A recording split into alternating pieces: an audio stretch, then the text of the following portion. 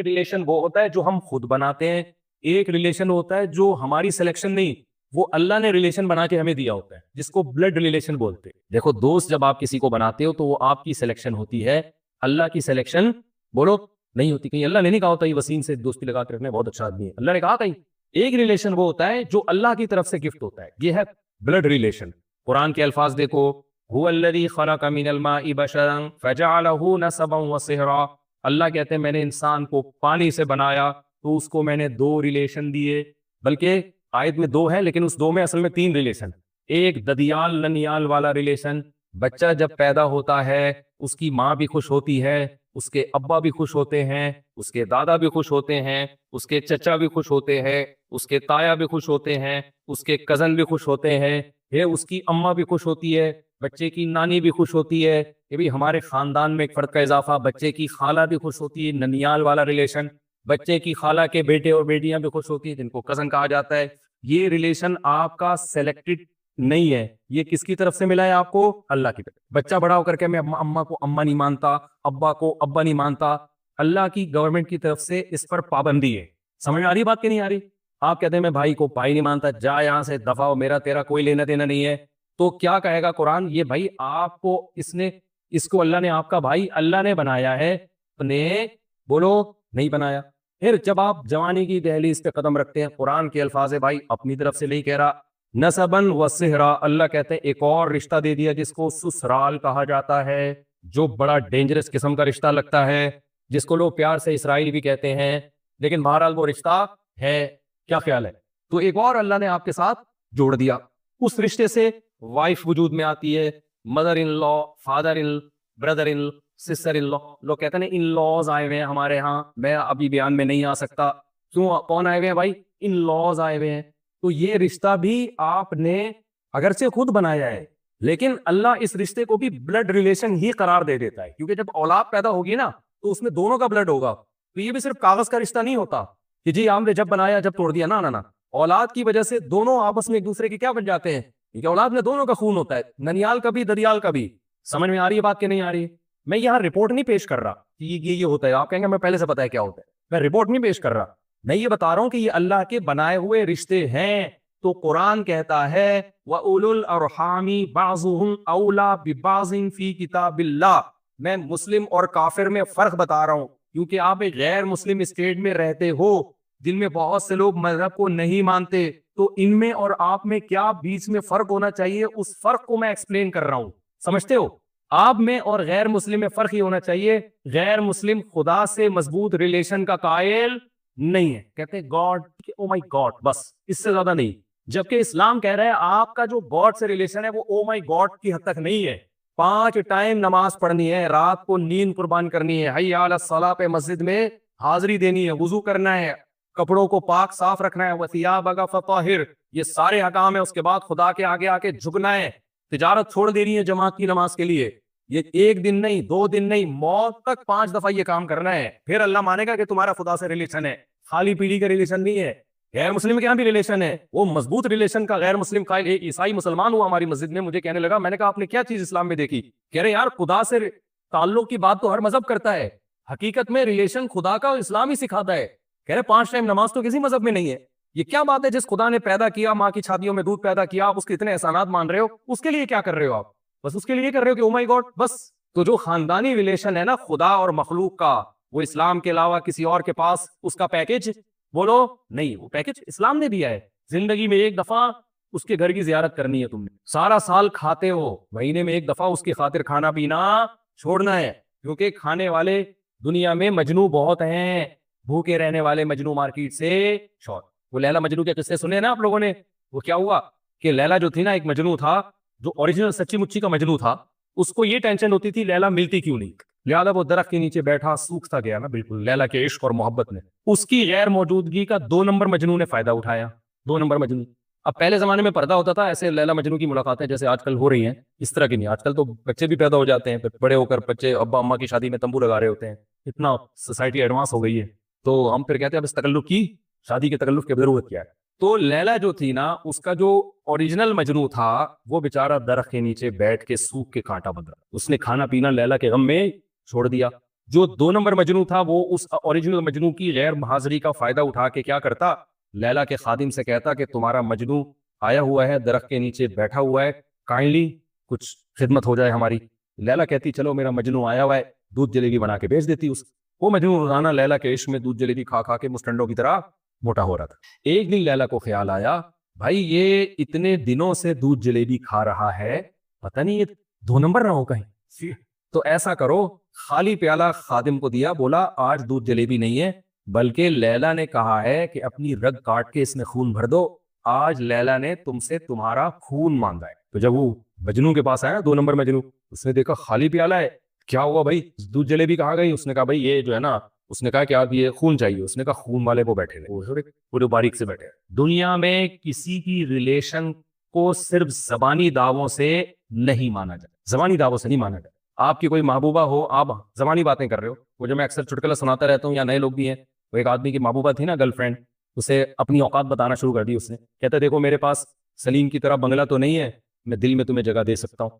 وسیم کی طرح land Cruiser تو نہیں ہے, پلکوں پہ بٹھا کے گھما سکتا ہوں, تمہیں اور کیا چاہیے؟ اس نے کہا سلیم کا نمبر چاہیے, ٹھیک تمہارے ساتھ بھی رہنا میں نے. دنیا میں خالی پیلی کے ریلیشن کے دعوے انسان قبول کرتا ہے؟ نہیں کرتا بھائی. وہ کہتے ہیں آپ میں نے میرے لیے کیا ہے یار, آپ باتیں کرتے ہو ہر وقت آئی لو یو بولتے ہو, مجھے آپ سے محبت ہے, اور both are made for each other, اس طرح کے ٹوپی ڈرامے یاد کیے ہوئے آپ لوگوں نے.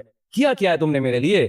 دنیا میں میرے بھائی کوئی بے وقوف بھی قربانی کے بغیر ریلیشن کے دعوے کو ایکسپٹ نہیں کرتا. یہ کیا بات ہے؟ دنیا میں ہر مذہب کہتا ہے ہمارا اللہ سے تعلق ہے, ہم اللہ تک پہنچاتے ہیں. پہنچانے کے لیے سیڑھی کیا ہے آپ کے پاس؟ کوئی پیکج کیا ہے آپ کے پاس؟ کیا قربانی کا ہے وہ پیکج؟ اسلام کے علاوہ کسی اور کے پاس نہیں ہے. اسلام نے کہا اللہ اپنے سے ریلیشن ایسا ہی نہیں مان لے گا. 5 ٹائم حی علی الصلاۃ کی صدا گونجے گی, 5 ٹائم وضو کر کے تمیز سے, ورنہ ایسے ہی منہ اٹھا کے چلے جاتے ہیں. نا نا نا نا نا, ایسے ہی منہ اٹھا کے جانے کی اجازت نہیں ہے. کسی بھی دعوت میں جب جاتے ہو ایسے ہی تھوڑی منہ اٹھا کے چلے جاتے ہو. میرے در پہ آنے کے لیے پہلے دیکھنا پڑے گا جسم پاک ہے یا نہیں. غسل فرض ہے تو غسل کرنا پڑے گا, کپڑوں کو پاک کرنا پڑے گا, 3 دفعہ ناک دھونی پڑے گی, 3 دفعہ کلی کرنا پڑے گی, 3 دفعہ منہ دھونا پڑے گا, 3 دفعہ بازو دھونے پڑیں گے, پاؤں دھونے پڑیں گے, سر کا مسا کرنا پڑے گا, سردی ہو یا گرمی ہو. اس کے بعد میرے گھر کی طرف آؤ گے, تمیز سے صف میں بیٹھ جاؤ گے, پھر میرے سامنے سجدہ کرو گے, رکوع کرو گے, سبحان ربی العظیم, سبحان ربی الاعلی, ایاک نعبد و ایاک نستعین, اے اللہ صرف تیری عبادت کرتے ہیں, صرف تجھ سے مدد طلب کرتے ہیں. بار بار یہ نعرہ لگاؤ گے, التحیات للہ والصلوات والطیبات. زبانی عبادتیں بھی اللہ تیرے لیے, بدنی عبادتیں بھی اللہ تیرے لیے, مالی عبادتیں بھی اللہ تیرے لیے. کس طرح سے رکوع سجدہ بار بار سردی گرمی کا فرق کے بغیر موت تک یہ کام کرتے رہو گے, پھر مانوں گا کہ تم میرے وجود کے واقعی قائل ہو, خالی پیلی کے قائل نہیں ہو. پھر مانوں گا کہ تم مجھ سے ریلیشن کے واقعی بولو قائل ہو. پھر 1 مہینہ رمضان کا آئے گا, تم پورے مہینے کھانے پینے کے عادی ہو, 1 مہینہ تم سے کھانا پینا چھوڑوا دوں گا. چھوڑو گے تو مانوں گا کہ واقعی مجھے مانتے ہو.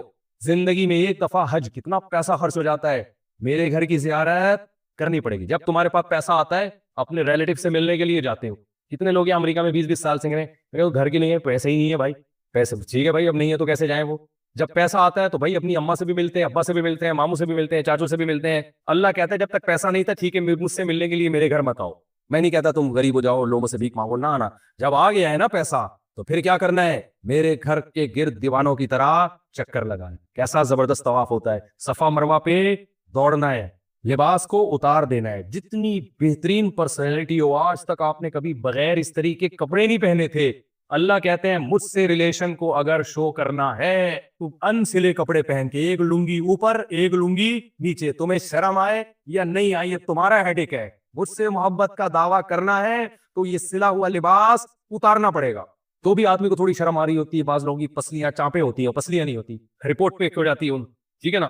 اب وہ کیا کرتے ہیں, جا کے پورا احرام میں لپٹے ہوئے ہوتے ہیں. اللہ نے کہا شروع کے چکروں میں دایاں کندھا ننگا کر دو. سمجھتے ہو کہ نہیں سمجھتے؟ اور پھر کیا ہو رہا ہے, ساری زندگی صفائی ستھرائی کا اسلام نے حکم دیا, ساری زندگی. اس لیے اس سے ایک مزاج بن جاتا ہے صاف ستھرا رہنے کا. بننا چاہیے, بن نہیں رہا تو ہمارا مسئلہ ہے وہ, لیکن اسلام میں کو جو فالو کرے گا نا اس کے مزاج میں صفائی آ جائے گی. بار بار مسواک کروائی جا رہی ہے, بار بار صفائی ستھرائی, خوشبو کا استعمال نبی نے بہت زیادہ کیا. تو اللہ کہتے ہیں ٹھیک ہے میرے کہنے پر یہ کیا نا, اب میرے کہنے پر حج میں خوشبو بھی چھوڑ دو, اور جتنے میلا کچیلا حاجی ہوگا اللہ کو اتنا ہی پسند. سمجھتے ہو, جتنے پراگندہ بکھرے ہوئے بال ہوں گے نا حاجی کے, تبھی تو احرام میں حج قران سب سے افضل حج ہے نا, کیونکہ اس میں احرام بہت لمبا ہو جاتا ہے. بھائی حج بھی اسی احرام میں, عمرہ بھی, تو احرام لمبا ہوتا ہے تو آدمی کی عجیب سی حالت نکل آتی ہے, بال بنا نہیں سکتے آپ, کتنا لمبا احرام ہو جاتا ہے اس ہے بھائی. پراگندہ حال, فرمایا حاجی جتنا پراگندہ حال ہوگا نا اتنا اللہ کو اچھا لگے. ساری پرسنالٹی کی ایسی کی تیسی, اور پھر جو پرسنالٹی کی واٹ لگتی ہے حج, اتنی قربانی کے بعد ہونا یہ چاہیے تھا کہ آپ نے پاکستانی لحاظ سے 15-20 لاکھ بھی خرچ کر دیے, دھکے بھی کھائے, مینا کے صفا مروا میں بھی دھکے کھائے, طواف میں بیوی گم گئی, بلنے پر غم یہ خوشی ہوئی آپ کو, یہ ساری ٹینشنیں آپ نے گم نے کی یعنی اٹھائی آپ نے, اور پھر جو ہے نا آپ یہ چکر لگا کے یہ سارے کام کر کے آپ نے ایک اسلام کا رکن ادا کیا. اب آپ چاہتے ہو احرام سے میں نکلوں اور ہوٹل میں جا کے نہاؤں دھوؤں آرام کروں, اللہ کہتے نہ نا نا, ابھی پرسنالٹی میں جو سب سے اٹریکٹیو چیز ہے وہ سر کے بال ہے. جب تک کنڈ نہیں ہوگی, سر سے بال نہیں اتریں گے جو لاکھوں روپے کے لگوائے جا رہے ہیں ترکی میں جا کے, جب تک اس طرح نہیں چلے گا اس وقت تک حج کے احرام سے باہر نہیں. اب جس کو بھائی اللہ سے ریلیشن مضبوط کرنا ہے وہ منگیتر کا ریلیشن اپنے سر پہ قربان کر دے گا. یہ خیال ہے, لڑکیاں کہہ رہی ہوتی ہیں نا ٹن نہیں کرا کے آنا, ٹن نہیں کٹا کے آنا, منگیتر کو کہہ رہی ہوتی ہیں. تو یہ ریلیشن کون بتا رہا ہے بھائی؟ اسلام. ایسا پیکج دنیا میں کسی کے پاس, لوگ میں جب حج کرنے گیا نا لوگ کہہ رہے ہیں میں حج کا فلسفہ ہی سمجھ میں نہیں آتا, کیوں اللہ کہتے ہیں یوں یوں گھومو, پھر یوں دوڑو, پھر یہاں شیطان بھی نہیں ہے تو کیوں کنکری مارو. میں نے کہا حج کا فلسفہ یہ ہے کہ پورے سال پوری زندگی آپ سے جتنی عبادتیں کروائی نا اس کی ایک لاجک ہے, وہ سمجھ میں آتی ہے. یہ کام دیوانہ پن ہے. یہ کیا ہے؟ اللہ آپ کو دیوانہ بنا رہا ہے. مجنون لیلا کے در و دیوار سے گزرتا تھا, پتہ ہے آپ کو, جب انسان کو محبت اور عشق ہوتی ہے نا تو محبوب کو خوش کرنے کے لیے وہ محبوب کے آرڈر کی ریزن نہیں پوچھتا. آپ کی کوئی محبوبہ تھی, لفٹ نہیں کراتی تھی, کبھی بھی لفٹ نہیں کرائی, بس یہ 5 منٹ میں بیان کو سمیٹ کے میں ختم کرتا ہوں, کبھی بھی لفٹ نہیں کراتی تھی آپ. ایک دن اس نے کہا کہ چلو ٹھیک ہے میں بھی تمہیں اپنا دل دے دوں گی, لیکن ایسا کرو دسمبر میں آم لے کے آ جاؤ. آپ کہو گے بھائی اس کی تو کوئی لاجک ہی نہیں, دسمبر میں آم, دسمبر میں کوئلے کا تو سمجھ میں آتا ہے, کیا خیال ہے وہ جنجون میں مانگتی آم, جولائی میں مانگتی, دسمبر اور آم کا تو کوئی تعلق نہ نہ. اگر محبت ہوگی نا آپ کہو گے بھائی دنیا میں جس ملک میں بھی آم ہے نا اڑ کے جاؤں وہاں سے آم توڑ کے لے آؤں. جہاں محبت ہوتی ہے وہاں محبوب کے حکم کے آگے لاجک نہیں پوچھی جاتی. اللہ دیکھنا چاہتے ہیں کہ جو مجھ سے ایمان محبت کا دعویٰ کرتے ہیں, ریلیشن کا دعویٰ کرتے ہیں, اس ریلیشن میں جھوٹے ہیں یا سچے ہیں. شیطان ریلیشن میں جھوٹا تھا, تبھی اللہ نے شیطان کو کہا آدم کو سجدہ کرو. شیطان نے کہا یہ چیز میری کھوپڑی میں نہیں آ رہی ہے, ایکچولی میری سمجھ میں یہ بات نہیں آ رہی ہے کہ جس کو تو نے مٹی سے بنایا وہ میرے سامنے بنائے, اور میں آگ سے بنا ہوا, میں پرانا بھی ہوں سینئر بھی ہوں. سینئر تھوڑی جونیئر کو سجدہ کرتا ہے, ہمیشہ جونیئر سینئر کو سجدہ کرتا ہے. آپ کمپنی میں باس تھے, ایک امپلائی آیا, باس کو حکم دیا جا رہا ہے کہ اس ملازم کے لیے کھڑے ہو جاؤ. باس کہے گا پھر میں باس کس بات کا, جب میں سینئر ہوں تو میں کیوں کھڑا ہوں بھائی, سمجھ میں نہیں آ رہی بات.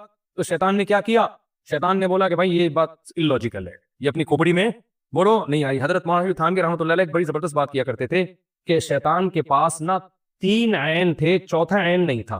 شیطان کے پاس عالم, علم کا عین بھی تھا, عالم بھی تھا, سمجھ رہے ہو, بڑا عالم تھا. شیطان عارف بھی تھا, اللہ کو پہچانتا بھی تھا. شیطان کے پاس ایک اور عین تھا, عابد, عبادت کا عین, عبادت گزار بھی تھا. لیکن عشق کا عین شیطان کے پاس بولو نہیں, محبت کا عین نہیں تھا اس کے پاس, عشق کا عین نہیں. تبھی جب اللہ نے کہا نا سجدہ کرو, عبادت گزار بھی تھا شیطان, اللہ کی معرفت بھی تھی, سب کچھ جانتا تھا, محبت نہیں تھی. تبھی اس نے کہا یہ it isn't possible for me to سجدہ دس شیطان, میری انگلش اسی طرح کی گلابی ہے, to سجدہ دس آدم, سوری جس آدم کو میں سجدہ بولو نہیں کر سکتا. تو اللہ تعالیٰ ہمیں یہ دیکھنے کے لیے کہ تم عبادت گزار بھی ہو, 5 ٹائم نماز ہی پڑھتے ہو, روزے بھی رکھتے ہو, خوشبو نکال لگاتے ہو, اسلام کا حکم ہے, روزانہ نہاتے ہو, اسلام کا حکم ہے, ہر وقت نیٹ کلین رہتے ہو, اسلام کا حکم ہے. ایسا تو نہیں کہ تمہارے اندر سے محبت ہی ختم ہو گئی ہے. تو اللہ نے کہا ٹھیک ہے میں دیکھنا چاہتا ہوں کہ عبادت کا عین بھی ہے, علم کا عین بھی ہے, اور عرفان کا عین بھی ہے, عشق کا عین کہیں ختم تو نہیں ہو گیا. اس عین کو اس کے ثبوت کے لیے اللہ ہم سے حج کرواتے ہیں. اس میں ہمیں میلا بھی رکھتے ہیں, میلا کچیلا, ناخن بڑھ رہے ہیں, الجھن ہو رہی ہے, کاٹنے کی اجازت نہیں, بال دائیں بائیں بکھر رہے ہیں, سنوارنے کی اجازت نہیں ہے, سلے ہوئے کپڑے پہننے کی اجازت نہیں ہے. پھر مجنو کی طرح ہمیں اللہ کے گھر کے گرد گھومنے کا حکم ہے. مجنو نے لیلا کے گھر در و دیوار کے پاس جاتا تھا. مجنو, لیلا تو لفٹ کراتی نہیں تھی, پرانے زمانے کی تھی, وہ لفٹ نہیں کراتی تھی, تو وہ کیا کرتا تھا, دیواروں کے گرد چکر لگاتا. اب لوگ دیکھتے یار یہ باولا ہو گیا, پاگل ہو گیا ہے, لیلا اس دیواروں کے پیچھے رہتی ہے اور یہ کبھی دیواروں کو اس دیوار کو چوم رہا ہے, کبھی اس دیوار کو چوم رہا ہے, کبھی یوں جا رہا ہے, کبھی یہاں سے نکل کے. دیکھا ہو نا آپ نے عاشقوں کا حال. تو مجنو سے جب پوچھا گیا نا تو مجنو نے کیا کہا, مجنون نے کہا امر من الدیار دیار لیلا اقبل ذل جدار وذل جدار وما حب الدیار شغفن قلبی ولكن حب من سکن الدیار. اے لوگو میں اتنا پاگل نہیں ہوں جتنا تم سمجھ رہے ہو مجھے. میں اتنا پاگل نہیں ہوں کہ میں دیواروں سے محبت کروں اور کبھی ادھر گزر رہا ہوں اس دیوار سے, کبھی نکڑ سے واپس آ کے ادھر گزر رہا ہوں اور کبھی اس دیوار کو چومتا ہوں, کبھی اس دیوار کو چومتا ہوں. اتنا پاگل نہیں ہوں کہ اینٹوں سے محبت ہو گئی. اصل میں ان دیواروں اور اینٹوں کی نسبت لیلا کی طرف ہے, اس کی محبت میں ان دیواروں سے محبت کر رہا ہوں. نہیں آ رہی میرے غالب بات کھوپڑی میں؟ تو غیر مسلم ہمیں دیکھتے ہیں بھائی اتنے پاگل 15-20 لاکھ روپے خرچ کر کے, منتیں مان کے, ساری زندگی دعائیں مانگ کے کیا کرنے جا رہے ہیں وہاں پہ؟ وہاں جا کے کیا کرتے ہیں؟ ایک چوکھٹا ہے, گھر ہے, اس کے گرد 7 چکر لگاتے ہیں, پھر صفا مروہ میں 7 چکر لگاتے ہیں. اور وہاں شیطان ویطان نہیں ہے, وہ صرف علامت ہے. وہاں جا کے 7 کنکریوں میں اتنا رش ہوتا ہے کہ اتنا کے جنازے اڑے جاتے ہیں. پھر عرفات میں جا کے پڑ جاتے ہیں, مینا میں جا کے پڑ جاتے ہیں. بھائی کیا ہو گیا بھائی؟ کبھی ادھر آ رہا ہے, کبھی ادھر آ رہا ہے, مینا سے واپس آیا بیت اللہ کی طرف, پھر اگلے دن مینا میں چلا گیا. کیا کر رہا ہے بھائی؟ تو مسلمان بزبان حال کہتا ہے امر من الدیار دیار لیلا اقبل ذل جدار وذل جدار وما حب الدیار شغفن قلبی ولكن حب من سکن الدیار.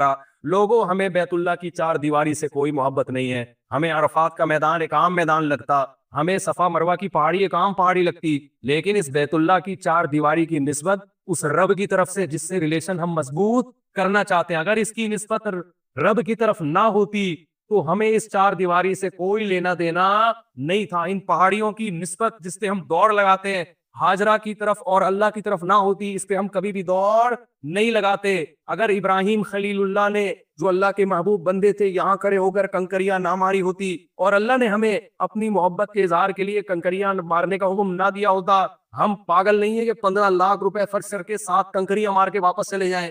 اگر ہمارے نبی صلی اللہ علیہ وسلم نے عرفات کے میدان میں قیام نہ کیا ہوتا تو ہم عرفات کے میدان میں 15-20 لاکھ روپے خرچ کر کے اسٹے کرنے کے لیے کبھی بھی نہیں آتے. تو اسلام اللہ سے ریلیشن کا پیکج دے کے گیا ہے ہمیں, اور کہتا ہے جو اس پیکج کو پورا کرے گا تو میں مانوں گا کہ اس کا اللہ سے ریلیشن ہے. زبانی کلامی اور چھوٹے موٹے دعووں کو, چھوٹی موٹی عبادتوں کو جو ہم نے اپنی طرف سے بنائی ہوئی ہیں, ان کی اللہ کی نظر میں وہ ویلیو نہیں ہے. اب میں آخری بات, بس آخری کر کے لمبی بات ہو رہی ہے. یہ ریلیشن کس کا ریلیشن ہے؟ اللہ اور مخلوق. تو یہ کام کریں گے کہ نہیں کریں گے؟ کیا خیال ہے؟ یا بس اسی طرح صبح اٹھے پھر گئے جوک کر کے آئے واپس, پھر تو بھائی اس کو بھی مضبوط کرنا ہے. جو دماغی بیماریاں ہیں نا بہت اسپیڈ کے ساتھ بڑھ رہی ہیں, بہت اسپیڈ کے ساتھ. دیکھو ایک اصول یاد رکھو کہ آپ اگر ہاتھوں سے وزن اٹھانا چھوڑ دیں تو ہاتھ کیا طاقتور ہو جائیں گے؟ بولو نا, کمزور ہو جائیں گے. آپ کیا میں انرجی سیو کر رہا ہوں, ہاتھ کی انرجی کیا کر رہا ہوں؟ سیو. وزن نہیں اٹھا رہا میں تو سیو ہوگی. آپ اگر ٹانگوں سے چلنا چھوڑ دو تو ٹانگیں مضبوط ہو جائیں گی کیا؟ بولنے پر گورنمنٹ نے پابندی لگائی ہے. تو یاد رکھو جب ہم بچپن سے ہی نا ٹینشنوں کے اگر ہم عادی ہوتے ہیں, کچھ نہ کچھ ٹینشن ملتی رہتی ہے, تو انسان کے جو اعصاب ہے نا وہ ٹینشن برداشت, ٹینشن کا ویٹ اٹھاتے اٹھاتے باڈی بلڈر بن جاتے ہیں, یعنی ویٹ لفٹر بن جاتے ہیں وہ. اور اگر بچپن سے ہی ٹینشن کوئی مل ہی نہیں رہی ہو, ممی ڈیڈی والا سیٹ اپ ہو, یہ بچہ نفسیاتی پاگل بنے گا بڑا ہو کر, یہ بتا دوں میں. یہ وہمی بھی بنے گا اور یہ دماغی یہ خودکشی بھی کر سکتا ہے, یہ ذرا سی ٹینشن میں پاگل بھی ہو سکتا ہے, الٹا ہی ہو جائے گا. تو آج کل جو ماں باپ نے بچوں کو جو ممی ڈیڈی والی زندگی دے دی ہے, بہت زیادہ میرا بچہ چماٹ نہیں مارنا, تھپڑ تو ماں, ایکچولی بچوں کی سیلف رسپیکٹ پہ بہت اثر پڑتا ہے. اس سے بچے کی ایسی کی تیسی. ہاں ایسا بھی نہیں ہونا چاہیے کہ آپ بازو کو طاقتور بنانے کے لیے اتنا ویٹ اٹھا لیں کہ ہڈی چٹک جائے آپ کی, تو بچے کو اتنی ٹینشن ہونا شروع ہو جائے کہ گھر اس کے لیے عذاب بن جائے, جو آ رہا ہے جا رہا ہے اس کو ذہنی طور پر ٹارچر کر رہا ہے, تو اس سے بھی دماغ خراب ہوتا ہے اس کا. لیکن نیچرل لائف جو ہے نا, جو ہمیشہ سے چلتی آ رہی ہے, اس سے جب ہٹ جائیں گے تو یہ مسائل کھڑے ہوں گے. ہمیں یاد ہے پہلے وہمی بھی نہیں ہوتے تھے لوگ, اور پاگل کہیں لاکھوں میں کوئی ایک نظر آتا تھا, وہ بھی کوئی ایکسیڈنٹ کی وجہ سے, دماغی چوٹ کی وجہ سے. بڑے بڑے سخت حالات لوگ برداشت کر لیتے تھے. ہم تو اپنے بڑوں سے جب حالات سنتے تھے نا کہ بھئی ایک خاتون کے ایک بچہ مر گیا, پھر دوسرا مر گیا, پھر تیسرا پیدا ہوا وہ مر گیا, پھر چوتھا پیدا ہوا, بڑے ہو کے مرتے رہے, پھر بھی صبر کر رہی ہیں. اور میاں خراب نکلا, میاں شرابی نکلا, وہ ٹارچر کرتا ہے. بچوں کو ماں باپ بہت کوٹتے پیٹتے تھے, بچے باغی نہیں ہوتے تھے. اب 2 تھپڑ لگاؤ بچہ کیا ہو جاتا ہے؟ باغی ہو جاتا ہے. تو ایک مسئلہ تو یہ ہے کہ بچہ بچپن سے تھوڑی بہت ٹینشن اس کو ملنی چاہیے, تھوڑی بہت ڈانٹ ڈپٹ مار کٹائی کبھی کبھار ہونی چاہیے, بہت دنوں سے نہیں ہوئی تو ایک دفعہ آدمی احتیاطاً ایک دو تھپڑ بلا وجہ نہ لگائے, کوئی بات پہ لگائے, ٹھیک ہے, کبھی کبھار. اس سے تھوڑا عادت ہوتی ہے کہ ابا ہے بھائی مار سکتا ہے. دوسری بات یہ کہ بچوں کو خراب کرنے والی چیز باہر کا ماحول ہے, یہ انوائرمنٹ جو ہے نا باہر کا. اسکول کالجز میں یہ بتایا جاتا ہے, بچوں کو یہ نہیں سکھایا جاتا.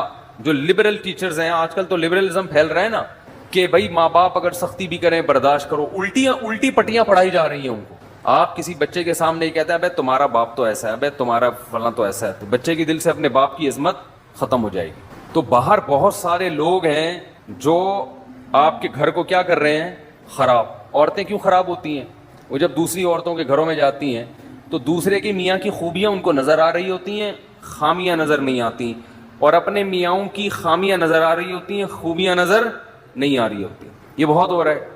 اب وہ گئی کسی آنٹی سے ملنے کے لیے, اس کے گھر میں دیکھا بھائی وہ تو اپنی وائف کو گاڑی میں بٹھاتا ہے, ایسے دروازہ کھول کے یوں کر کے بٹھاتا ہے, یہ نہیں پتا کہ وہ کنڈی ٹوٹی ہوئی ہے اس کی, وہاں سے کھلتا نہیں دروازہ اندر سے, ٹھیک ہے نا. اب وہ یہی ایک خوبی ہے, چلو عزت دے رہا ہے, آپ ذرا تحقیق کرو تو پتہ چلے گا خرچہ دھیلے کا بھی نہیں دے رہا. مجھے کبھی پچھلے ہفتے ایک فیملی کا میٹر سامنے آیا کہ خاتون نے کسی نے بتایا کہ وہ شوہر اس خاتون کو بہت عزت دیتا ہے, بہت رسپیکٹ کرتا ہے اپنی وائف کو. دیکھیں ایک وہ شوہر ہے, اتنی رسپیکٹ, اتنی عزت, اور اتنی اس کے غم میں شریک ہوتا ہے, اس سے اپنی باتیں شیئر کرتا ہے. اور ایک ہمارے میاں ہیں, وہ خاتون بتا رہی ہیں, ایک ہمارے میاں ہیں. میں نے تحقیق کی, میں نے کہا مجھے پتا چلا کہ وہ جو اتنی عزت دے رہے ہیں نا میاں, اس کی بیوی جاب کر رہی ہے, اپنا خرچہ اپنے بچوں کا خود اٹھا رہی ہے, میاں اپنا خرچہ الگ اٹھا رہے ہیں. اور یہ جو خاتون ہے نا جن کے میاں اتنی عزت نہیں دے رہے, یہ سارا خرچہ خود اٹھا رہے ہیں. میں نے کہا آپ کا میاں اس سے کروڑا گنا بہتر ہے. یہ انگریز والے اخلاق ہے تھینک یو کہنے والے, روکڑا خرچ کرنے کا ہے ہی نہیں. اور بھائی تمہارے میاں نے تمہیں گھر دے دیا لے کے, تمہیں گیس بجلی کا, اب ایک تھینک یو رہ گیا اس کی زبان پہ, چھوڑ دو یار, اس میں کیا جا رہا ہے یار. ساری ذمہ داری تمہارے میاں نے تمہاری اور تمہارے بچوں کی اٹھائی ہوئی ہے. تو اب وہ اس طرح سے عزت نہیں دے رہا, دے دے تو بہت اچھی بات ہے, لیکن اس کی عزت دیکھ کے دھوکا مت کھاؤ. اس کو بولو کہ ایسا کر, تو ایسا کر کے, اچھا بیگم کو بولو کہ ٹھیک ہے, اس خاتون کا شوہر بولے ٹھیک ہے بیگم اب میں اتنے ہی پیسے تمہیں دوں گا جتنا وہ اپنی بیوی کو دے رہا, اور اس کے بدلے تھینک یو مجھ سے صبح شام 25 دفعہ لے لیا کرو, ہر بات پہ تھینک یو اور عزت دو. عورت تیار ہوگی, عورت کہے گی پیسے دے دیا کرو, بے شک اس سے پہلے 10 گالیاں اور اس کے بعد 20 گالیاں. اگر آپ کا سیٹ آپ کو 25-30 گالیوں کے بعد 50,000 روپے دے, آدمی کہتے ہیں 25 اور دے دے لیکن پیسے دے دے. قربانی تو یہ ہے نا, بہت مشکل ہے, بہت مشکل. اسی طرح بہت سے والدین اپنی اولاد پہ خرچ کر رہے ہیں, خون پسینہ بہا کے, رکشے چلا کے, ٹھیلے لگا کے اپنے بیٹے کو کھلا رہا ہے. بیٹا ایک دو تھپڑ سے بدگمان ہو جاتا ہے کہ میرا باپ مجھے مارتا ہے, میرا باپ مجھ سے کٹائی کی تھی. بہت بے شرمی کی بات ہے, وہ تیرا باپ تیرے لیے کما رہا ہے, خون پسینہ بہا کے تیری روٹی کا انتظام کر رہا ہے, عزت کے ساتھ تجھے گھر میں بٹھایا ہوا ہے. تو کسی کے بھی احسانات دیکھے جاتے ہیں, احسانات کا حجم زیادہ ہے تو یہ چند چیزیں اگنور کی جاتی ہیں, ورنہ تو پھر انگریز ہم سے بہت اچھے ہیں, ایک دھیلا بھی خرچ نہیں کرتے, نہ اپنی اولاد پہ نہ اپنی بیوی پہ. بات کا اسٹائل دیکھو انگریزوں کے, یہ گالیاں ہیں جو ہمارے یہاں چل رہی ہیں انگلش میں ہوں گی, اتنی بری لگتی نہیں ہے وہ انگلش میں, ٹھیک ہے نا, لیکن کوئی ذمہ داری اٹھانے کے لیے تیار ہے ہی نہیں. ہمارے ایک دوست امریکہ میں, انہوں نے کہا کہ یہاں کسی گوری سے, کم عمر لڑکی سے اگر کوئی انگریز کہہ دے نا میں تم سے شادی کرنا چاہتا ہوں, خوشی سے بے ہوش ہو جائے گی. کیوں؟ اس کو پتا ہے کوئی شادی نہیں کرتا, سب گرل فرینڈ بنا کے مزے اڑائیں گے بس. تو ذمہ داری تو ہمارے ہاں اٹھائی جاتی ہے, ہمارے ہاں مرد اپنے کندھوں پہ بچوں کا بوجھ بھی, بہنوں کا بوجھ بھی, ماں باپ کا بوجھ بھی, اور ایک بھائی اگر بے روزگار ہے اس کا بوجھ بھی, وہ بھی پان گٹکی کے پیسے بڑے بھائی سے لے رہا ہوتا ہے. سارے بوجھ اٹھا کے اگر 8-10 گالیاں روزانہ دے, اس کا حق بنتا ہے کہ گزرتے ہوئے ویسے ہی گالیاں پارسل کر کے جایا کرے. اس کو اتنا تو رائٹ دو نا, اتنا پیسہ خرچ کر رہا ہے بھائی, نہیں آ رہی بات تو رہنے تو, جیسے چل رہے ہو ویسے ہی ٹھیک ہے. تو یہ بھی بڑا مسئلہ ہے کہ آپ کی اولاد کو جو باہر لوگ ہیں وہ کیا کرتے ہیں, خراب. اس زمانے میں بچوں کو باہر دوستیاں لگانے مت دو, بگڑیں گے. ان کو صحیح راستہ دکھانے والے کم ہوتے ہیں, بگاڑنے والے مارکیٹ میں زیادہ ہوتے ہیں. تو ایک وجہ تو وہ ہے کہ ٹینشن آج کل لوگوں کے پاس ہے ہی نہیں نا. تو جب تھوڑی, آپ کو پتا ہے سویڈن میں خودکشی کا ریشو سب سے زیادہ ہے, اور اس کی وجہ یہ ہے کہ سویڈن ٹینشن فری ملک ہے. حیرت کی بات ہے, جس ملک میں ٹینشن زیادہ, غربت زیادہ ہے نا, بے روزگاری، غربت، وہاں خودکشیوں کا ریشو کم ہے. یہ کتنی بڑی حقیقت ہے، سمجھ میں نہیں آ رہی بات. دیکھو پاکستان ایک پسماندہ ملک ہے نا، اتنی خودکشی نہیں ہے یہاں پہ. یعنی آپ خود اندازہ لگاؤ نا کہ سویڈن میں بے روزگاروں کو الاؤنس ملتے ہیں. یعنی جو لوگ سویڈن ہو کر آئے ہیں وہ کہہ رہے ہیں ٹینشن تلاش کرنے سے نہیں ملتی یہاں. گوگل پہ سرچ کرنا پڑتا ہے بھائی، کسی کے پاس ٹینشن ہو تو تھوڑے دن کے لیے چاہیے. پاکستانیوں کو چاہیے ہوتی ہے نا، وہ پریشان ہو جاتے ہیں ٹینشن کیوں نہیں. تو اس کے باوجود سب سے زیادہ خودکشی کہاں ہو رہی ہے؟ اس کنٹری میں ہو. کیوں ہو رہی ہے؟ اس کی وجہ یہ ہے کہ قدرت کی طرف سے ذرا سی کوئی پریشان، قدرت تو دیتی ہے ٹینشن، چاہے آپ کا ملک ٹینشن فری ہو جائے. اللہ کی طرف سے ٹینشنیں آتی ہیں تو وہ برداشت نہیں کر پاتے. برداشت نہیں کرتے تو جا کے وہ لٹکنے کی کوشش کرتے ہیں اور کھمبوں سے چپکنے کی کوشش. اس کا یہ بڑا نقصان ہوتا ہے. اور کوئی بات پوچھنی ہو بھائی؟ دیکھو بات کسی مسلک کی نہیں ہے. جس کا عقیدہ شرکیہ ہے اس کے پیچھے نماز جائز نہیں ہے. سمجھتے ہو؟ اسلام میں آپ جیسے کسی کو دائرہ اسلام سے نکال نہیں سکتے، زبردستی لا بھی نہیں سکتے دائرہ اسلام میں. لوگ بہت براڈ مائنڈڈ بنتے ہیں کہ ہم ہر ایک کے پیچھے نماز پڑھ لیتے ہیں. ایسا نہیں ہوتا. آپ کو جوڑ پیدا کرنے کے لیے اسلام کی جو حدود ہیں، جو باؤنڈری اسلام نے کھینچی ہے، اس باؤنڈری کے اندر رہنا پڑے گا. اور ایک بات خوب اچھی طرح سمجھ لیں. پہلی بات تو یہ ہے کہ جس کا عقیدہ شرکیہ ہو اس کے پیچھے نماز جائز نہیں ہے، چاہے اہل حدیث ہو، چاہے دیوبندی ہو، چاہے بریلوی ہو، چاہے کوئی بھی ہو. عقیدہ شرکی ہے تو توحید پرست ہونا ضروری ہے. دوسری بات یہ ہے کہ جوڑ پیدا کرنے کے لیے آج کل یہ بھی ایک ٹرینڈ چل نکلا ہے کہ بس لوگوں کو دین پہ لے کر آنا ہے. اس کے لیے اسلام کی جو بیسک اصول ہیں انہی کی دھجیاں اڑا دی جاتی ہیں. تو لوگوں کو دین کے قریب کرنے کے لیے آپ جو اسلام کے بنیادی اصول ہیں، اسلام نے جو باؤنڈری کھینچی ہے، اس میں تبدیلی نہیں کر سکتے. نبی صلی اللہ علیہ وسلم نے 13 سال مکہ میں دعوت دی ہے، چند لوگوں کے سوا کوئی بھی ایمان نہیں لے کر آیا. اور مشرکین کیا کہتے تھے کہ تھوڑی سی لچک پیدا کر دیں، تھوڑی سی ہماری بات مان لیں. آپ نے مصلحتاً بھی ان کی بات نہیں مانی کہ اسلام کی جو بنیادی احکام ہے نا ان میں کمپرومائز نہیں ہوگا. جن چیزوں کا انتظامی معاملات سے تعلق ہے، مینجمنٹ سے، ان میں تو جیسے صلح حدیبیہ میں آپ نے بہت ساری چیزوں میں مانی ان کی بات. لیکن اگر وہ یہ معاہدہ کرتے کہ آپ ایک نماز چھوڑ دیں تو نبی اس شرط کو تسلیم نہیں کرتے. بھائی نماز بھی نہیں چھوڑ سکتے، روزہ بھی نہیں چھوڑ سکتے، داڑھی بھی نہیں کاٹ سکتے ہم، ٹھیک ہے نا، چوری کو جائز بھی نہیں، زنا کی بھی اجازت نہیں ہو سکتی. تو اسی طرح یاد رکھو آج کل ایک بہت بڑا مسئلہ یہ ہو گیا ہے کہ ہماری حدود ساری ختم ہوتی چلی جا رہی ہیں. اور یہ بھی ذہن میں رکھیں کہ نبی صلی اللہ علیہ وسلم کی سیرت میں جہاں ہمیں معاف کرنا ملتا ہے وہاں انتقام لینا بھی ملتا ہے. اب یہ کام ہوتا ہے کہ کون سا موقع معاف کرنے کا ہے اور کون سا موقع انتقام لینے کا ہے. بعض دفعہ انتقام لینے میں فائدہ زیادہ ہوتا ہے. علماء نے لکھا ہے، دیکھو نبی کتنے رحمت للعالمین تھے نا، کتنی رحمت تھی، لیکن خودکشی ایک شخص نے کی، نبی نے اس کا جنازہ نہیں پڑھایا. حالانکہ آپ تو رحمت للعالمین ہیں اور اس کا جنازہ فی نفسی ہی جائز بھی ہے، تو مسلمان نہ وہ. علماء کہتے ہیں، اس حدیث کی روشنی میں علماء کہتے ہیں کہ جو خودکشی کرے گا مسجد کا مقتدی رہبر یا کوئی بڑا عالم اس کا نماز جنازہ نہ پڑھائے، بائیکاٹ کرے. لیکن ہم کیا کر رہے ہوتے ہیں یہاں پہ؟ نہیں بھائی اس کی تعریفوں پہ پول باندھ رہے ہوتے ہیں. وہ جو انڈیا میں ایک لڑکی نے خودکشی کی تھی نا، بہت لوگوں نے ترس کھایا. میں نے کوئی ترس والا بیان نہیں کیا، میں نے کہا اللہ مغفرت کرے، مسلمان تھی لیکن کوئی اچھا کام نہیں کیا. یہ واجب التعزیر ہے بھائی. تم جرم بھی کر رہی ہو اور ساری دنیا کو بتا کے دریا میں چھلانگ لگا کے اور بھی لوگوں کو کہہ رہی ہو کہ سب چھلانگے مارو. یہ تو بے صبری ہے نا. نیکی کو پروموٹ کیا جاتا ہے، ہائی لائٹ کیا جاتا ہے کہ دیکھو غم کے موقع پر میں یہ صبر کر رہی ہوں، تو آپ لوگ بھی صبر کرنا سیکھو. عادت نہیں لیکن مجھے ٹینشن اتنی ہو گئی، ہاں 2 بوتلیں چڑھا لیا اور ویڈیو بنا کے یوٹیوب پہ ڈال دے. لوگ کہیں یار اتنا نیک آدمی کو یہ اتنا مجبور کر دیا اس معاشرے نے، اس ظالم معاشرے نے اتنے نیک آدمی کو ایسا مجبور کر دیا کہ شراب پی رہا ہے، اس کی ساس پہ مقدمہ ہونا چاہیے. اس داماد کو کس نے ٹینشن دی ہے؟ ساس نے. اس کے سسر پہ مقدمہ، اس کی بیوی کو جیل میں ڈال دینا چاہیے، اس کی ٹینشن ہے. ابے بھائی ٹینشن اس نے دی ہے، نہیں دی ہمارے سامنے نہیں. تو جو جرم کر رہا ہے نا، تو لوگوں کو گواہ بنا رہا ہے. اب اس انڈیا کی وہ لڑکی کی ساس غلط تھی نہیں تھی ہمیں نہیں پتا، لیکن آپ کا غلط ہونا تو آپ نے خود ثابت کر دیا نا اپنے آپ کو حرام موت مار کے. دیکھو میں اپنے آپ کو اس لڑکی سے بہتر نہیں سمجھتا، قیامت میں شاید وہ بخشی جائے اور ہم لٹکے ہوئے ہوں، لیکن اصول کی بات شریعت کی جو ہے وہ تبدیل نہیں ہو سکتی. جرم کو پروموٹ کرنے کی, ہائی لائٹ کرنے کی اور اس کی حوصلہ افزائی کرنے کی اجازت نہیں ہے. ہم تصویر کے ایک رخ کو دیکھتے ہیں, دوسرے رخ کو نہیں دیکھ رہے ہوتے.